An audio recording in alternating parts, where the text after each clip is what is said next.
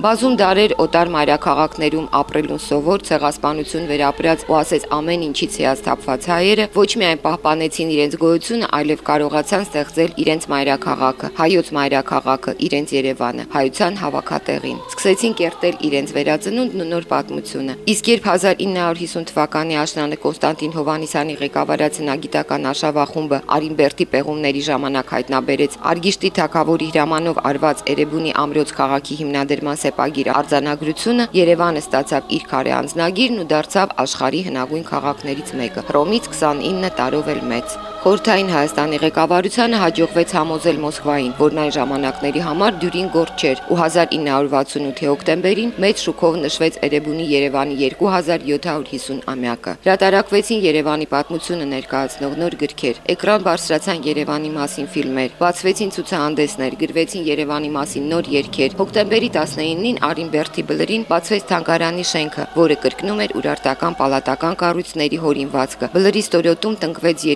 2750 ծառ, իսկ Հարող փողոցը անվանակոչվեց Էրեբունի։ Հրապարակի հարակից բուրակում սկսեցին ցայտել 2750 շատրվաններ եւ 2750 հոգանոց երգչախումբը Թաթուլ Ալթունյանի ղեկավարությամբ առաջին անգամ հնչեցրեց Պարուս Սևակի եւ Էդգար Հովհաննիսյանի Էրեբունի Երևան երգը։ Հայերը մեկ շաբաթ նշում էին իրենց մայրաքաղաքի հիմնադրման տարեդարձը։ Քաղաքի հրապարակներում, պուրակներում ու փողոցներում մի քանի օր շարունակվում էին արվեստի խմբերի համերգները։ Մարդիկ առատ սեղաններ էին գցում հենց փողոցներում։ Հոբելյանական միջոցառումները եզրափակվեցին Հանրապետական մարզադաշտում մեծ տոնահանդեսով։ Очень светлый праздник. Это было, наверное, впервые, поэтому, уже очень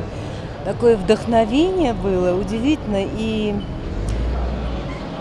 весь народ как-то улыбался. Տոնը դարձավ սիրելի ու ավանդական, եւ հայերն առանց որևէ կարգախոսի նշում էին իրենց մայրաքաղաքի օրը։ Հետո եկան ծանր տարիներն ու տևական դադարից հետո 2003-ին նշվեց Երևանի 2785-ամյակը, իսկ 2004-ից մայրաքաղաքն ունի իր դրոշը, զինանշանն ու օրհներգը։ Սովետի ժամանակ sense ասած չի ասի ամեն ինչը յուղալի էր, բայց